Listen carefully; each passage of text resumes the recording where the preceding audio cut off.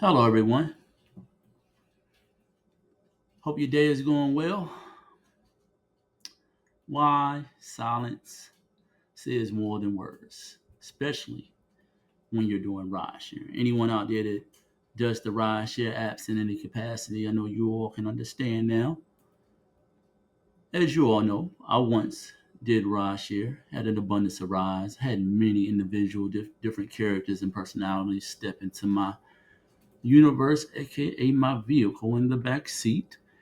And most of the time, the rides were cool, calm, collective, and effective. We all got to where we needed to be. There were no issues. Well, my life issues, some car accidents, some rush hours, some cones on the ground, some cops behind us, not pulling me over, but flying past me because somebody else is driving crazy or they going to save a life, the fire truck, yada, yada, yada.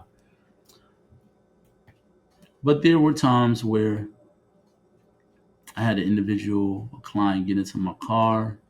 Sometimes it was a man, sometimes it was a lady.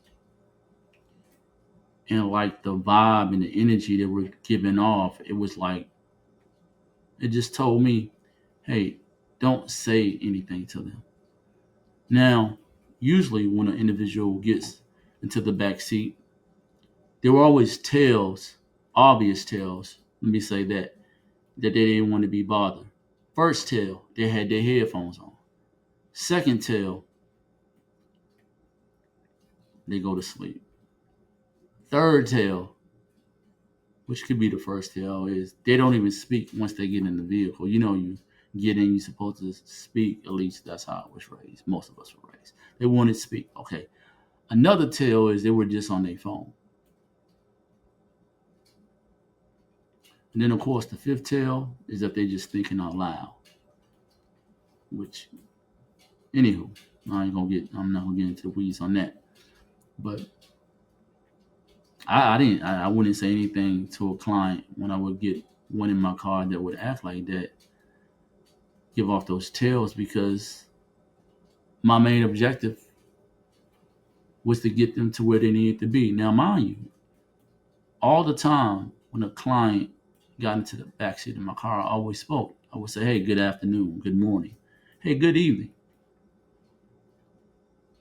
And when I would say that, all the time people would respond back. But I understood when I was getting them to where they needed to be that, hey, being quiet is the best thing to do because they don't want you to talk. They coming to me. My mindset was, hey, they coming to me to do business and get where they need to go, and they're not in the state of mind where they want to converse. And there's no crime in that.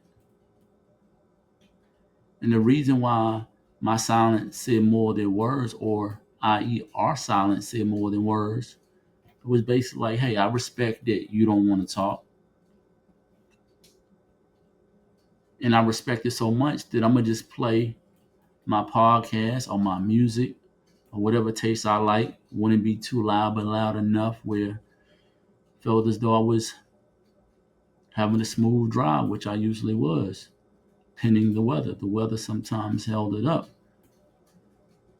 But doing rideshare, while silence says more than words, is because silence is a language too. That speaks too. The thing is, we as individuals don't understand that silence is a language. Silence is a way of communicating. And sometimes, as we all know, those that do rideshare, those that do not do rideshare, but those that drive their own vehicle that may have family members they have to drive around, or kids, or their friends, homeboys, or homegirls. Sometimes you just don't want nobody to say anything. You just want everybody to be quiet. And I know this is true because when I had clients hop into my vehicle that exhibit those behaviors and I got them where they needed to be safely, they told me, hey, Charles, I was going through this and that. I had a long day at work. It was nothing against you.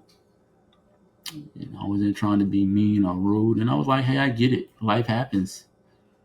You know, I, I told them, hey, 90% of the communication is in the subconscious, so I get it. Um, I didn't feel bothered. And they always show their appreciation um, by referring me people that could use my services at the time, leaving great comments, giving me nice ratings, and lastly, giving me a wonderful tip. And all tips I was grateful for, the ones from $5 to $50, because I never had entitlement. It's almost like being silent and it's saying more than words when doing rideshare. And the reason is because I'm not entitled to speak to a client if they don't want to be spoken to. My thing is just to continue to let that person think, enjoy their thoughts. They probably coming up with a master plan or trying to find a solution. Or they can be dealing with some BS from their mate or from their job or for some breaking news. It could have been breaking news from a doctor, breaking news from the news outlet they follow. Who knows? But I say that to say this. If you're doing rideshare currently or thinking about getting back into it, there will be times where your client will not want you to say a word, and respect it. Don't think you're a healer in this time to open your mouth and say something, because most likely it will just piss them off. And you will know that you pissed them off, obviously, by them A, giving you a sarcastic or a smart response, B, they don't say anything at all, or D, they give you a horrible rating and don't give you a tip. Now, the tip, they could not tip you because they just don't want to tip. Let me add that in there. It ain't got nothing to do with you not being silent. But respect goes a long way, as we all know. Respect, and money can trump a lot of things in this world. So I just wanted to share that experience with you all, because you all can let me know in the comments. Do you all experience this in your all's own life? Even if you didn't do rideshare, did you ever experience anything as such? I think that you may have. But just know, silence speaks more than words. No matter if you're doing rideshare, if you're not doing rideshare. I just brought you all this video because I think it could help one person.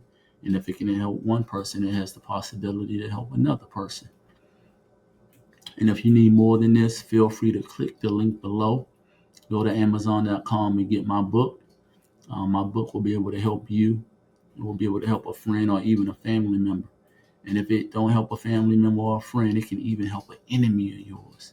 And the enemy could even be of the opposite gender. In fact, if it's the enemy of the opposite gender, it's a high chance that you all can grow from associates to friends and from friends to lovers. And if it's a family member, y'all can become closer too.